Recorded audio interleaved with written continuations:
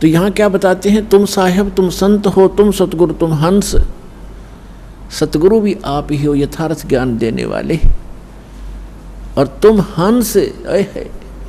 एक भक्त का रोल, यानी एक भक्त ने कैसे रहना चाहिए, कैसी उसकी दिनचर्या हो, कैसा व्यवहार हो, कैसे उसका आचरण हो, कैसी बोली हो, और कैसे वो रह रहा हो, कैसे निर्वाह करता हो, उसके लिए परमात्मा कहते हैं राज्य क्रमता राम की, रजा धरे जो शीस, दास गरीब दरस परस तिन बैठे जगदीश।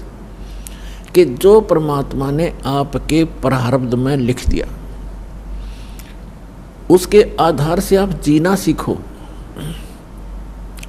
प्रारब्ध का मतलब है कि जैसे आप जी को कोई अच्छे घर में, अच्छा घर हम मानते हैं जिसका घना धन हो, कोई अच्छी पोस्ट हो उसकी, ठीक है, आपके संस्कारवश आपका कहीं ऐसा जन्म है, तो ये ना भूलना चाहिए कि आप चाहे कितने धनी व्यक्ति या कितने ही मंत्री प्रधानमंत्री के घर जन्म आपको उतना ही स्थान चाहिएगा सोने और घूमने फिरने और क्रिया करने के लिए जितना एक निर्धन जहाँ गुजारा कर रहा है। एक कक्ष में, एक मकान में 20 कक्ष हों ऊपर नीचे, तो उस व्यक्ति ने एक ही कक्ष में, एक रूम में, एक तख्त पर, बिल पलंग पर, उतने स्थान पर टाइम पास करना है।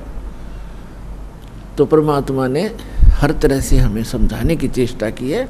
और परमात्मा पाने के लिए किसी को ये भ्रम हो कि धनी लोग जो घना दान धर्म करते हैं और उच्च जाति के हैं, पहले ये भ्रमना, ये भ्रांति बहुत ज़्यादा थी कि ब्राह्मण लोग ही मोक्ष प्राप्ति करते हैं, यही ऋषि महर्षि बनते हैं, इनके वंशज ये ऋषि महर्षि बनते हैं। तो परमात्मा ने ये सारी फड़क निकाली थी, ये सारी भ्रांतियाँ निवारण करने के लिए एक गरीब दुल्हाई की भूमिका की थी कि परमात्मा के भक्त को घड़ी जरूर आवश्यकता नहीं होती, और जब आवश्यकता होती है तो परमात्मा से वो छुपा नहीं होता, परमात्मा से कुछ छुपा नहीं, उसको सब पता होता है। जैसे हम कथाएं सुना करते थे, अब तो आपको ज्ञान हो गया है कि परमात्मा जो परमेश्वर है वही सब कुछ करता है, कबीर साहब ही सब दुख दूर करता है। लेकिन हम जिस भी इष्ट की स्तुति जहाँ बोल रही होती है, हम सभी उसकी पूजा करते हैं और मानते रहते हैं कि ये हमें सुख दे रहा है, और सब कुछ कर रहा होता है कबीर भगवान, क्योंकि वो ही गीता अध्याय नंबर 15 के श्लोक नंबर 16 और 17 में 3 पुरुष हैं, शरपुरुष और अक्षर पुरुष। इनके विषय में बताया कि खुद विनाशवान है, इनके अंतर्गत जितने प्राणी वो विनाशवान है। उत्तम पुरुष है तू अन्य 17वें श्लोक में कहा। और ये लोग तरम अविष्य विभर्ती अवैश्वर है, वही सबका धारण पोषण करने वाला है, वो परम अक्षर ब्रह्म। इन दोनों से न्यारा सरपुरुष तो ये ब्रह्म है जो गीता का ज्ञान देता श्री कृष्ण में प्रवेश करके, और अक्षर पुरुष ये सरपुरुष जो है इसको सरब्रह्म भी कहते हैं, ज्योति निर्जन काल भी कहते हैं। ये केवल 21 ब्रह्मांड का स्वामी है, और अक्षर पुरुष 7 संग ब्रह्मांड का स्वामी है। और परम अक्षर ब्रह्म गीता अध्याय नंबर 8 के श्लोक नंबर 1 के उत्तर में अर्जुन को गीता ज्ञानदाता कहता है कि वो परम अक्षर ब्रह्म है, वो तत्ब्रह्म जो गीता ज्ञानदाता से अन्य और सुप्रीम गॉड है, कंप्लीट गॉड है। तो गीता अध्याय नंबर 15 के श्लोक नंबर 17 में कहा कि उत्तम पुरुष तु अन्य परमात्मा इति उदाहरत है। और ये लोग तरम आविष्य विभर्ती अवैश्वर है, वो तीनों लोकों में प्रवेश करके सबका धारण पोषण करता है, इंक्लूडिंग ब्रह्मा विष्णु महेश की भी वही आपत्ति निवारण करता है। जैसा कि आपको कल बताया था कि समुद्र पर जो पुल नहीं बन रहा था वो परमात्मा आए थे, क्योंकि वो भी उनके बच्चे हैं। चींटी से लेकर हाथी तक, रंग से लेकर राजा तक, देव से लेकर महादेव तक, निरंजन और दुर्गा तक उसी के बच्चे हैं।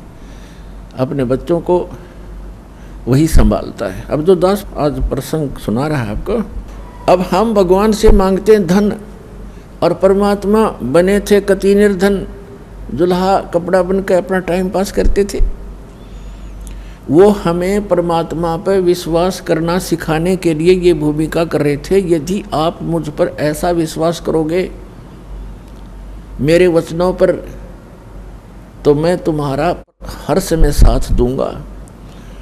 जो जन मेरी शरण है ताका हूँ मैं दास, और गेल गेल लाग्या फिरूं जब तक धरती आकाश। कहते पीछे पीछे फिरता, जो बच्चा गऊ की नजर में यूं साईं को संत, वो भगतों के पीछे फिरे भगत वत्सल भगवंत। अब दास ने आपको बताया कि जब आप परमात्मा पर निर्भर हो जाओगे, उस समय परमात्मा कहते हैं यदि आपको किसी वस्तु की आवश्यकता होगी तो मैं आपसे दूर नहीं, क्योंकि मुझे सारा पता है आपको किस समय किस वस्तु की आवश्यकता पड़ेगी। परमात्मा कहते हैं कि जिनको विश्वास नहीं है परमात्मा पे और राम राम भी करते हैं, भक्ति भी कर रहे हैं, कहते क्या